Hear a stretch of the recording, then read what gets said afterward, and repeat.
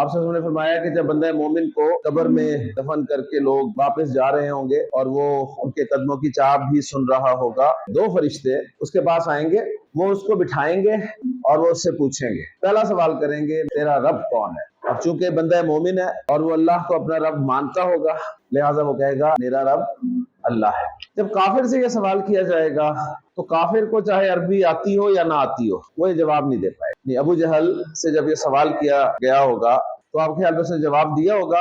بالکل نہیں دیا۔ کیوں؟ اس لیے کہ اسے عربی تو آتی تھی لیکن وہ اللہ کو اپنا رب نہیں مانتا۔ عرب اللہ کو خالق تو مانتے تھے۔ قرآن کہتا ہے نبی کریم صلی اللہ علیہ وسلم آپ اگر ان سے پوچھیں کہ آسمان و زمین کو کس نے پیدا کیا تو یہ لازمن کہیں گے اللہ نے پیدا کیا۔ اللہ کو وہ خالق تو مانتے تھے لیکن مالک ماننے کے لیے تیار۔ اس لیے آپ نے وہ جو حضرت بلال رضی اللہ عنہ کے حوالے سے واقعہ سنا ہوا ہے کہ ان کا مالک انہیں جو اذیتیں دیتا تھا اور سوال کیا کرتا تھا تیرا رب کون ہے؟ حضرت بلال کیا کہتے تھے؟ میرا رب ایک۔ وہ کہتا تھا کہ میں تیرا رب ہوں۔ رب کے بنیادی معنی جو ہے وہ مالک کے ہیں۔